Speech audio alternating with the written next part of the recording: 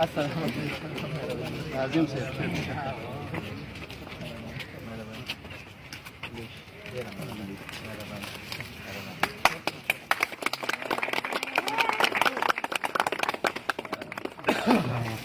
السلام عليكم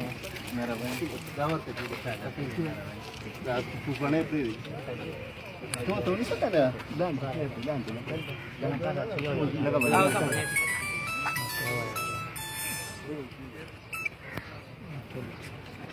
شیپ سره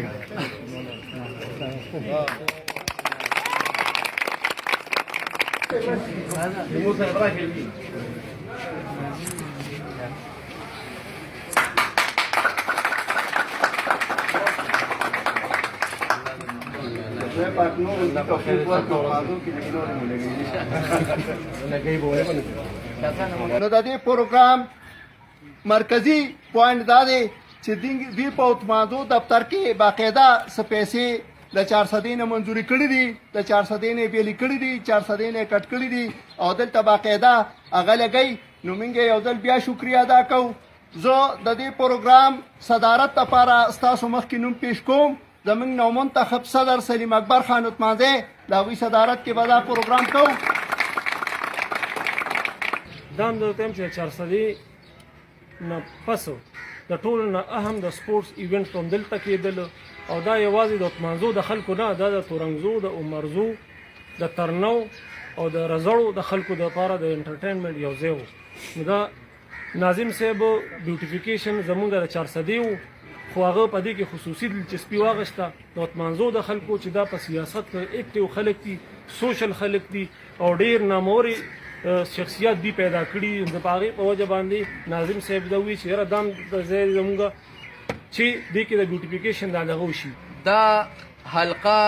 دا یونین کونسل، دا علاقه زما مشر رور شکیل خان ډېر په نره ګټلې ده.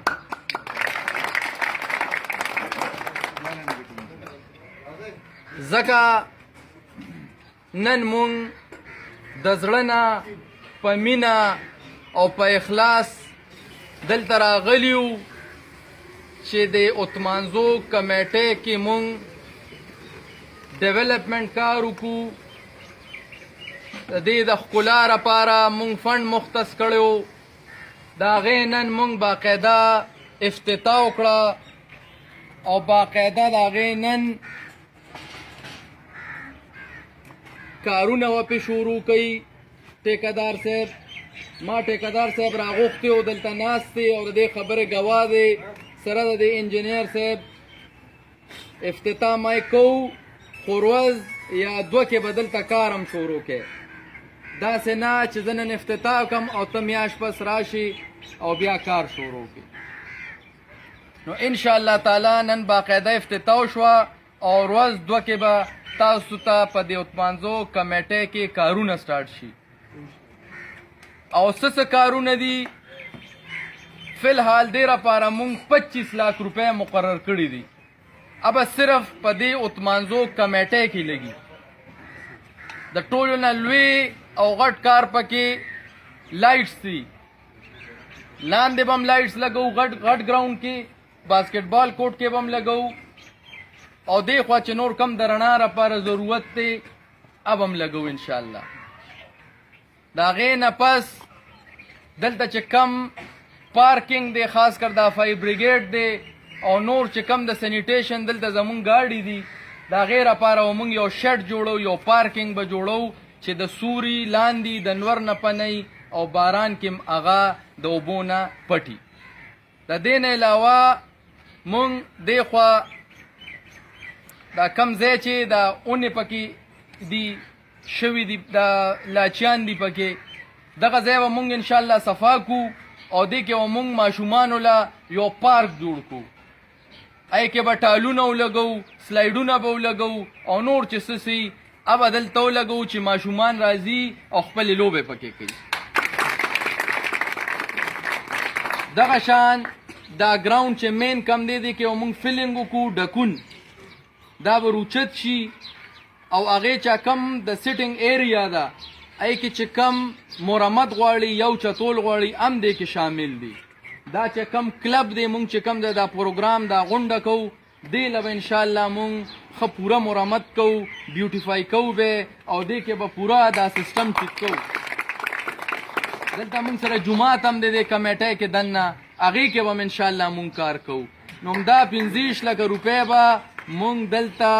په دې ښکلا د دې کمیټۍ درنګ روغن دی کې